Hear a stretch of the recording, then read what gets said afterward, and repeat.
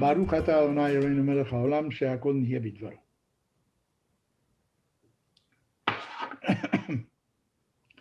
The Torah tells us that when our ancestors first left Egypt, they crossed the Red Sea, and after the Egyptians could no longer persecute them, they went to a place, Sukkot, they rested there and went on further. We also find that after Yaakov, Jacob, the third patriarch, meets Esav, and finally they embrace each other, even though Yaakov had the great fear that his brother was going to kill him, really, for the things he had done to him before. In any event, they part ways. Jacob says to Esau, Yaakov says to Esav, I can't go with you.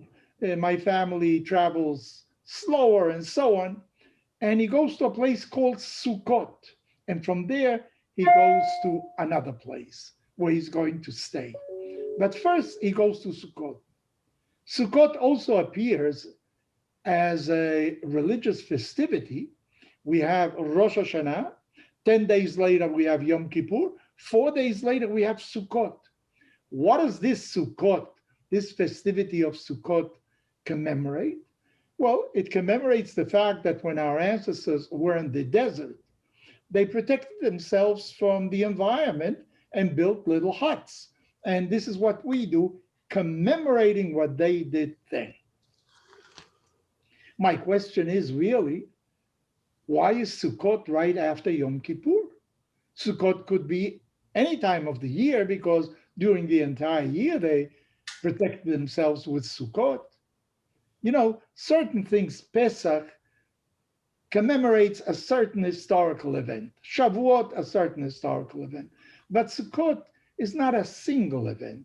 It is a process, really. So why did the Torah choose Sukkot exactly for that particular day? I don't know. But I'm going to think about it, and I am going to base myself on something Rabbi Linder, who is one of my favorites, said. Rabbi Linder says the following, that Sukkot, in a certain sense, represents stop for a moment and think what you're doing. You know, where our ancestors left slavery from Egypt, and suddenly they were free. That was an enormous change.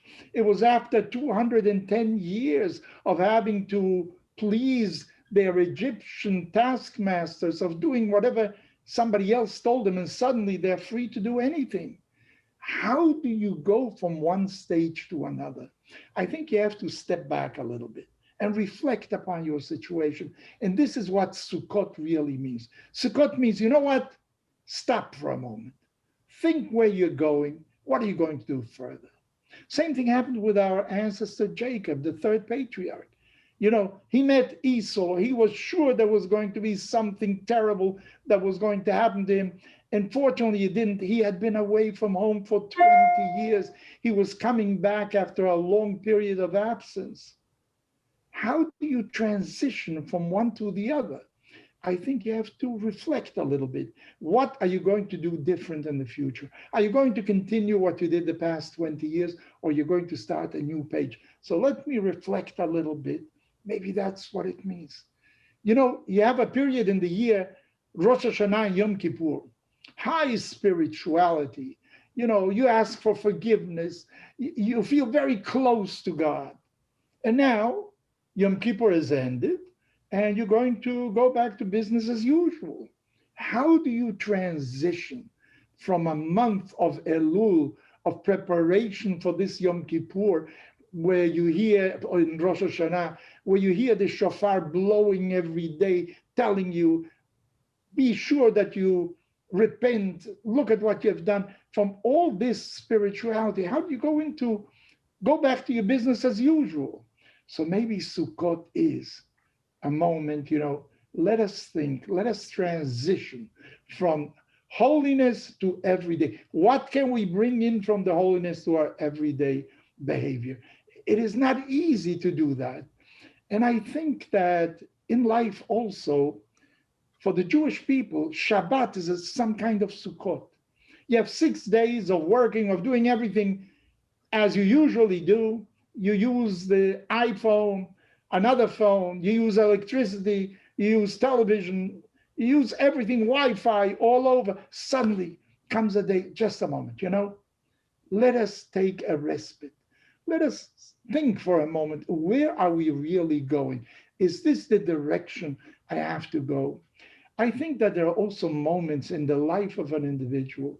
Sometimes it is an illness, or maybe even a death of a dear one, suddenly makes you think, just a moment, it's Sukkot. Let me reflect a little bit. What is the effect that this has upon me? I think that those of us who commemorate the Sukkot in our private lives and reflect as to the meaning of these extraordinary events actually become a little more productive. We realize ourselves a little better because we don't let life pass us by, but when an important event occurs, we stop for a moment, reflect upon it, and make sure we let it have an effect in our future behavior.